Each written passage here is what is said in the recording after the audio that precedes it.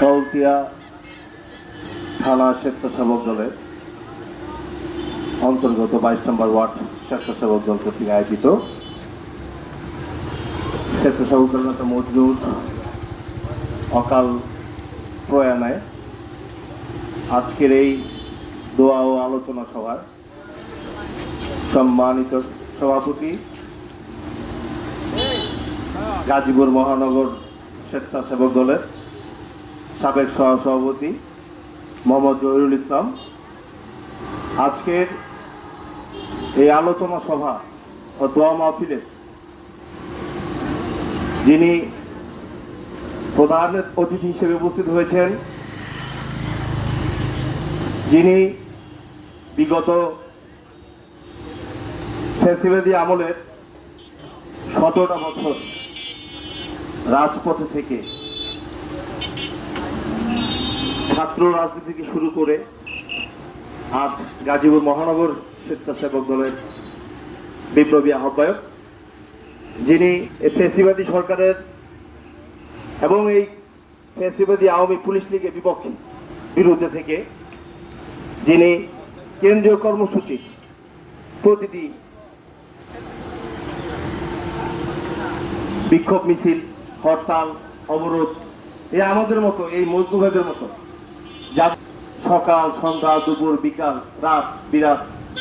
যাদেরকে নিয়ে এই ফ্যাসিবাদী সরকারের বিরুদ্ধে আন্দোলনে দুর্গ করে তুলেছিল গাজীপুরে, যিনি অসংখ্য মামলার আসামি, গাজীপুরের মহানগরের অন্তর্গত 57টা ওয়ার্ডের 57টা ওয়ার্ডের যার পদচারণায় মুখর, যার পদচারণায় এই 57টা ওয়ার্ড স্বেচ্ছাসেবক দল নয়, শুধু ছাত্রদল, যুবদল এবং বিএনপি নেতৃবৃন্দের সাথে যে একটা আন্তরিক সম্পর্ক, সুসম্পর্ক বজায় রেখে এই স্বেচ্ছাসেবক দলটাকে পুরো গাজীপুর মহানগরে সবার মাঝে একটা জনপ্রিয় সংগঠন গড়ে তুলেছেন, তিনি আমাদের সবার শ্রদ্ধেয় বড় ভাই বলি, নেতা বলি, আমাদের মোহাম্মদ শাহাদাত হোসেন শাহিন ভাই সহ উপস্থিত 22 নম্বর ওয়ার্ড এলাকাবাসী এবং আগত গাজীপুর মহানগর অন্তর্গত বিভিন্ন থানা এবং ওয়ার্ডের নেতৃবৃন্দ সবাইকে জানাই আমার সালাম। আসসালামু আলাইকুম। প্রিয় সুধী, একটা কথা বলতে চাই, সেটা হলো যে আসলে আমরা তো গত 17টা বছর 16-17 বছর এই যে এখানে একটু আগে আসার বলতেছিলাম এই মজদুর বাসা থেকে আসার সময় যে এই রাস্তা দিয়ে শাহিন ভাইয়ের সাথে অনেক আন্দোলন সংগ্রাম করে, অনেক মিটিং মিছিল করে, অনেক পুলিশের সাথে যুদ্ধ করে আমরা এই রাস্তাতে অনেকবার পালিয়েছি। তোরা ছোট কোথায় রাখছেন, কোথায় গেছেন, আমরা বলছি যে কোথাও কখন আমরা খাইছি, কখন কোথায় গিয়ে ঘুমেছি সেটা আমরা জানতাম না। এই মজদু তিনি এইখান থেকে গিয়ে শাহিন ভাইয়ের ডাকে সেই গাজীপুরের বিভিন্ন জায়গাতে বিভিন্ন অলিতে গলিতে গিয়ে সেখানে সেই সরকার বিরোধী অনেক প্রোগ্রাম আমাদের সাথে সে সম্পৃক্ত ছিল। তো দেখেন যে মহান আল্লাহ রাব্বুল আলামিন 17টা বছর যে কষ্ট করে আসছেন যে মজদুর ছেলেটা, সে আজকে আমাদের মাঝে নাই,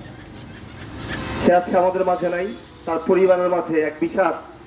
বিষণ্ণতা, এক অন্ধকার কালো ছায়া নেমে আসছে। আসলে তার বাড়িতে আমি গেছি, আমার লিডার সাধারণ শাহিন ভাই সে বাড়িতে গেছেন। তো সেখানে যে একটা পরিবেশ যে তৈরি হয়েছে যে এই মজদুর ঘরে একটা মেয়ে মাত্র 1 বছর বয়সী, তারা একটা সন্তান 5 বছর মাদ্রাসা পড়ে। আসলে কত দুঃখ ভারাক্রান্ত হয়ে যে তারা আজকে বসে আছেন যে কিভাবে তার আগামী দিনগুলা তারা পাড়ি দিবেন, এই সন্তানদের কিভাবে। এটা মহান আল্লাহ রাব্বুল আলামিন, সবকিছু তার হাতে, তিনি যা করেন ভালোর জন্যই করেন। তো আমরা সবাই দোয়া করবো যাতে মজদুর বিদেহী আত্মা যাতে শান্তি পায়, আল্লাহ তাকে কবুল করেন এবং তার পরিবারকে আল্লাহ যেন